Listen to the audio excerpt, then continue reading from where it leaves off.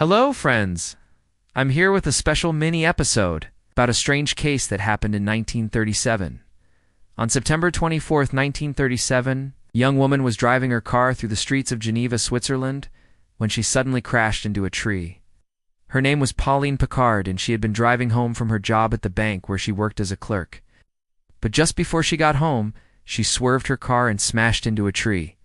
She was severely injured but miraculously survived. And when paramedics arrived on the scene, they found something very odd.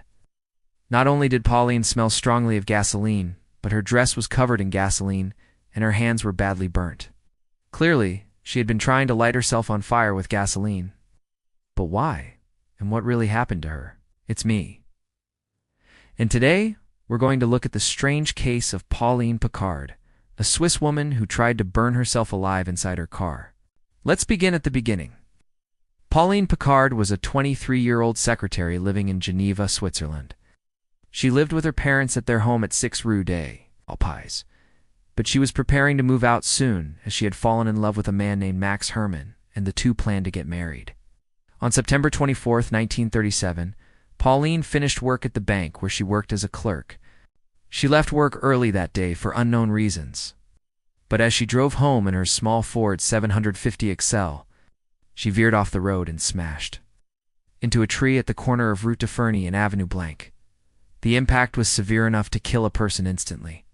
But somehow Pauline survived. She was taken to the Geneva hospital by ambulance, where doctors found her in a serious condition. She suffered from multiple fractures, including to her legs, collarbone, and pelvis, as well as severe burns on her right hand. The prognosis for her survival was not good. But despite the grim outlook, Pauline did survive the crash, and doctors were able to stabilize her condition. But there was something odd about her injuries. When doctors examined her, they found that she smelled strongly of gasoline, and when they looked closer, they noticed that her dress was soaked in gasoline and the fabric stuck to her burnt hands. Clearly she had tried to set herself on fire with gasoline. But why? How did she survive? As Pauline lay in the hospital bed, barely clinging to life, police visited her and questioned her about the accident. What she told them shocked them. She claimed that she had crashed intentionally. Why? Because she wanted to end her life. But why would a young woman who was about to be married want to take her own life? As Pauline recovered from her injuries, she would come and go in and out of consciousness. When she was conscious, she refused to talk to anyone. But when she was delirious, she would speak incoherently. It was then that the doctors discovered what had driven her to try to burn herself alive. When she was delirious, she spoke often of Max, the man she was supposed to marry. But it wasn't a loving relationship. Instead, he had been beating her for months. He was an abusive husband, and she wanted to end her life because she could not live with him anymore. But what finally pushed her over the edge was that while she was recovering in the hospital, Max came to visit her. But he didn't come to see if she was all right. Instead, he beat her again. He beat her so badly that her injuries worsened, and she started bleeding internally. This is what drove her to attempt to end her life by burning. She poured gasoline over herself and lit a match, but it did not go as planned. Her dress caught fire, but instead of killing her, the flames only burned away most of her dress. That is why she tried to smother the flames with her hands, which explains the bad burns on her right hand. And it was these burns that made her crash her car. She lost control of the vehicle and crashed into a tree. As soon as Pauline told the doctors this, they alerted the police, and Max was arrested.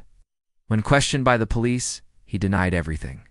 He said that he and Pauline had a happy and healthy relationship, and that he was shocked to hear that she had tried to burn herself alive. But as the police searched his apartment, they found several items that linked him to the crime, including the gasoline can that he had used to douse Pauline with gasoline, as well as the matches that she had used to light herself on fire. He was also wearing a large bandage on his right hand, which he claimed was from an old boxing injury. The police knew better. I had found the murder weapon, but they still needed evidence to charge Max with attempted murder. They went back to the hospital and questioned Pauline again, but she was no longer conscious. So they waited until she awoke once more. But when she awoke, she clammed up. She refused to cooperate with the police, and they had no choice but to leave her alone. While all this was going on, the media picked up the story and ran with it. Da da da da da da da. Soon, people all over the country were talking about the secretary who burned herself alive, but nobody knew why she did it. Had she been trying to collect on her life insurance policy? Was she trying to cover up a crime, or was there another explanation entirely? Doctors at the hospital were determined to find out the truth. As Pauline recovered, they kept questioning her about what really happened. Finally, she broke down and told them everything. She told them that Max had been beating her for months, and she had tried to end her life because she could not live with him anymore. And now the police had the evidence they needed. They charged Max with attempted murder, and the case went to trial.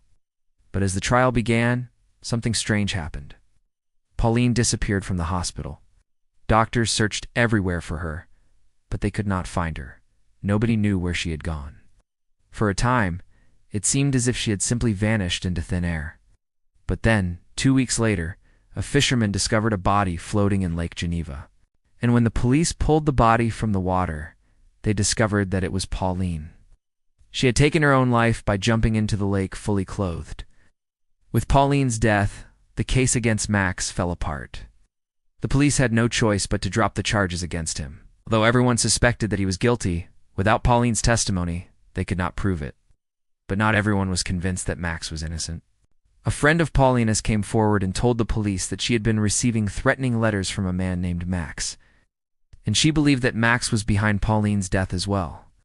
But again, without any evidence, the police could not do anything about it. Max was free to go, but he would never be the same again. He would suffer from nightmares and flashbacks to that fateful day. He would spend the rest of his life looking over his shoulder, wondering if the police would finally catch up to him. But did he do it? Was he really Pauline's murderer? You may never know for sure. I hope you enjoyed this case. If you did, please remember to like and subscribe. I would really appreciate it.